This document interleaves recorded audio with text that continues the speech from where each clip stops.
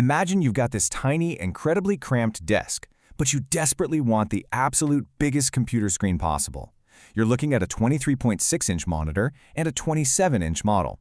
Proportionally, they look almost identical, but you have strict width and height constraints on your desk.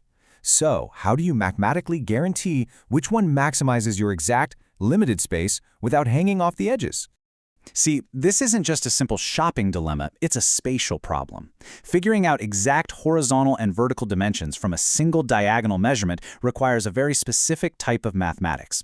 And the math we need to solve this is exactly what we're going to learn right now. By the end of this explainer lecture, you're going to understand exactly what a quadratic equation is, the 4 specific tools we use to solve them, and exactly how to apply those tools to real, everyday examples.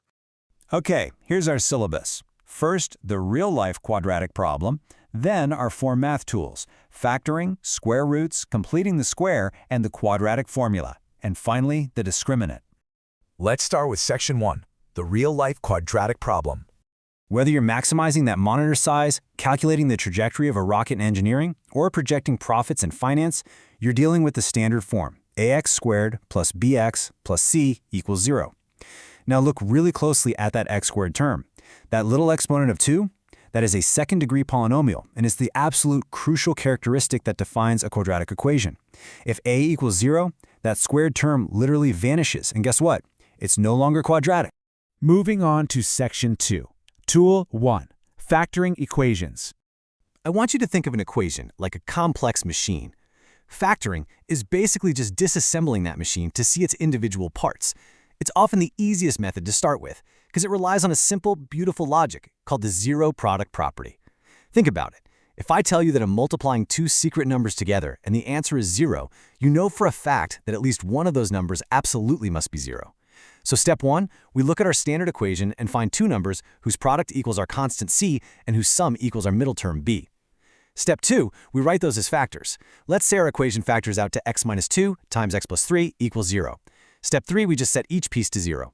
So x minus 2 equals 0 means x is 2, and x plus 3 equals 0 means x is negative 3. Boom, solved.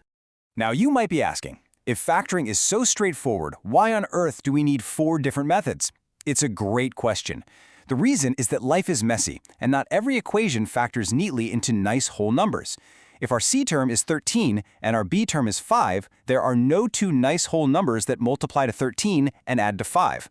We're going to need backup tools for those messier situations. Section 3. Tool 2. The square root property. This tool is your best friend when your quadratic equation is missing its linear middle piece entirely, the bx term. The secret here is all about manipulation. You have to isolate the x squared term on one side of the equals sign. Once x squared is all alone, you simply take the square root of both sides. But pay really close attention to step 3.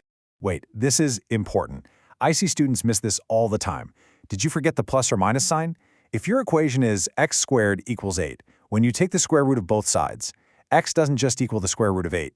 It equals plus or minus the square root of 8, which simplifies to plus or minus 2 root 2. Remember, a negative times a negative is a positive, so that negative root is a totally valid solution.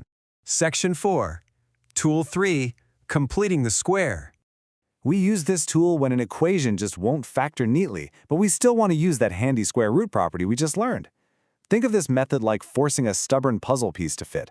We're deliberately adding terms to both sides to perfectly construct a square trinomial.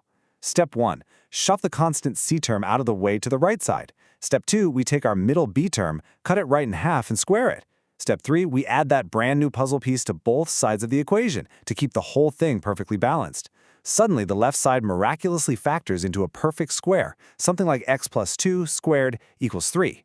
From there, we just pull out tool number 2, take the square root of both sides, don't forget your plus or minus, and solve. Section 5. Tool 4. The quadratic formula. This is the grand finale of our mathematical toolkit. It's the ultimate master key that guarantees a solution for absolutely any quadratic equation in standard form, no matter how ugly the numbers get. X equals negative b plus or minus the square root of b squared minus 4ac, all divided by 2a. The really cool point here is that we actually derive this powerful formula by taking the standard ax squared plus bx plus c equals 0 and solving it by completing the square. The math pioneers already did the hard puzzle piece fitting for us, turning it into this plug-and-play formula. Just be incredibly careful with your parentheses when you're plugging in those negative numbers. Section 6. The discriminant and summary. So sometimes you don't actually need the exact numbers. You just kind of want to know what kind of answers you're going to get without doing all the heavy lifting. That's the discriminant. It's just the piece of the quadratic formula hiding directly under the square root symbol, b squared minus 4ac. If that chunk equals exactly 0, you instantly know you only have one rational solution. If it's greater than 0 and a perfect square, you get 2 clean rational answers. Greater than 0 but not a perfect square, 2 messy irrational answers. And if it's less than 0, meaning you've got a negative number under the square root, you get 2 complex imaginary solutions. It's literally a perfect predictive tool. And with that, our math toolkit is completely full.